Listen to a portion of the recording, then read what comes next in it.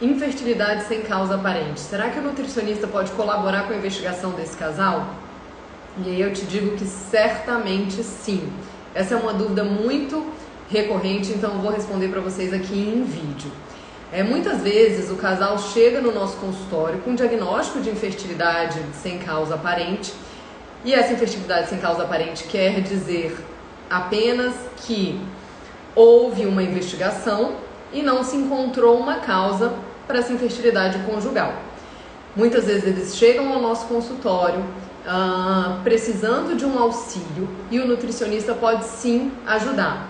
Porque o que a gente observa na prática clínica é que esses pacientes não costumam ser investigados para causas nutricionais associadas à infertilidade. E tá aí o nosso papel. Então, existem várias causas de infertilidade relacionadas à nutrição e que a gente deve investigar e atuar. Muitas estão relacionadas a alergias alimentares, intolerâncias e deficiências nutricionais, que foi sobre o que eu escolhi falar para vocês hoje. Hoje a gente vai falar então, conversar sobre 2 nutrientes importantes para essa mulher que está tentando engravidar e não consegue, tá? Então eu escolhi 2 nutrientes relacionados a processos fundamentais para que essa gestação aconteça, que são ácido fólico ou folato e a vitamina D, tá? Então são nutrientes importantes para processos centrais, para que essa mulher atinja a gestação, né? Ovulação e implantação. Sem qualquer um deles não há gestação.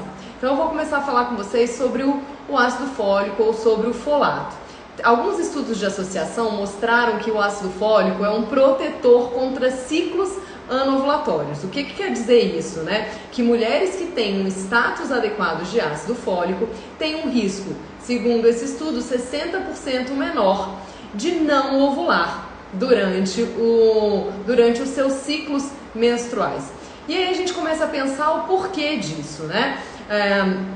Há um tempo atrás a gente relacionava muito o folato a defeitos do tubo neural, e sim, ele é importantíssimo para isso, mas ele atua também em processos muito anteriores à formação do tubo neural, que como é o caso da ovulação e também da implantação. Ele participa desses 2 processos, tá certo? Para que a gente entenda então essas correlações, a gente precisa lembrar do ciclo de um carbono.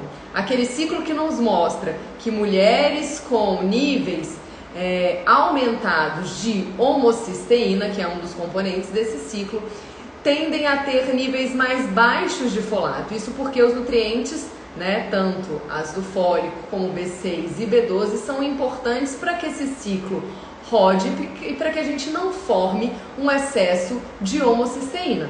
Porque essa homocisteína, quando em excesso, ela está associada a inflamação, estresse oxidativo e alterações ou uma possível regressão do corpo lúteo. E a gente já começa a entender por que uma deficiência de folato, então, pode nos trazer problemas reprodutivos. A gente consegue observar hoje nos estudos que alterações nos níveis de folato e, consequentemente, de homocisteína, e essa parece ser a estrela central aí nesse link, estão relacionados à deficiência da produção de hormônios reprodutivos e também de inflamação e estresse oxidativo, que a gente sabe que é pano de fundo para a infertilidade.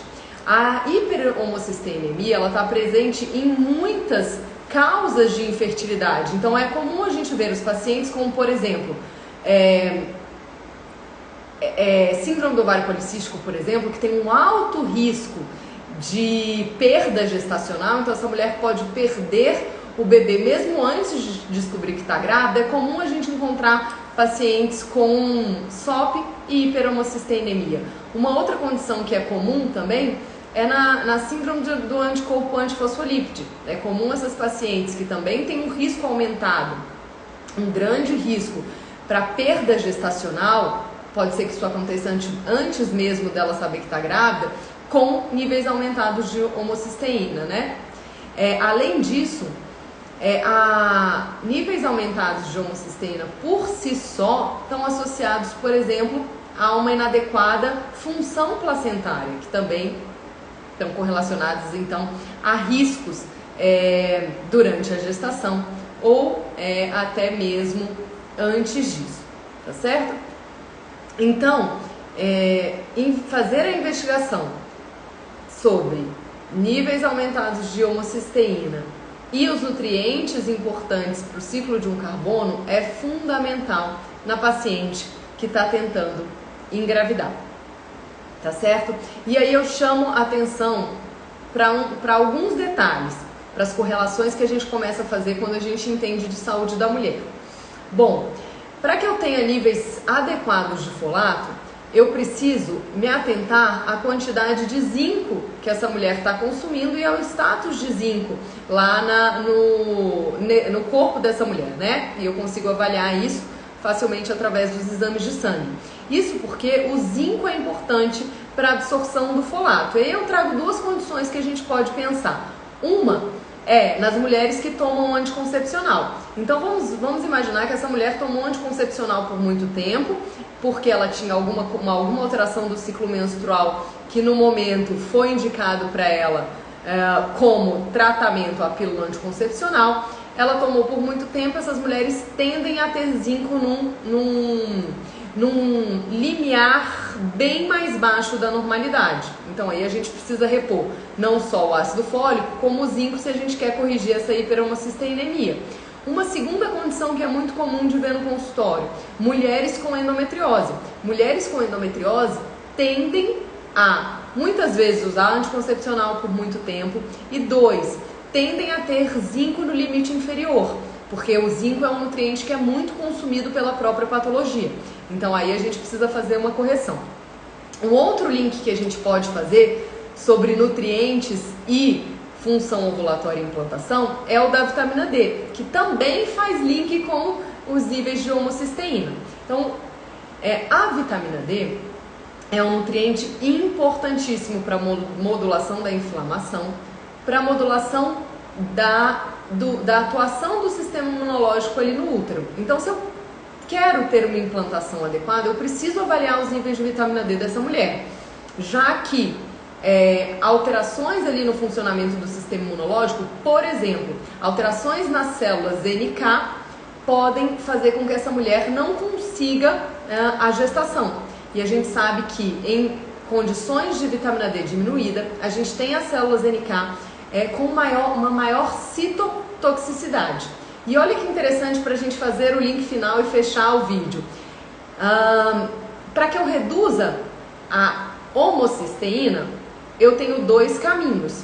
Eu tenho o caminho da transsulfuração, que vai acontecer através da cistationina beta-sintetase, que é uma enzima dependente de B6 e que, para que ela seja produzida, eu preciso de vitamina D. Então, olha o link aí. E o outro caminho é o caminho do ácido fólico.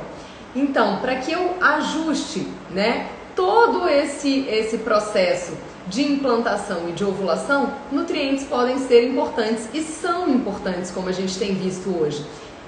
E aí, avaliar todos os nutrientes que a gente falou aqui, nutrientes importantes para o ciclo de carbono, como B12, ácido fólico, B6, vitamina D e zinco, já pode ajudar muito a sua paciente, tá certo? Então até o próximo vídeo.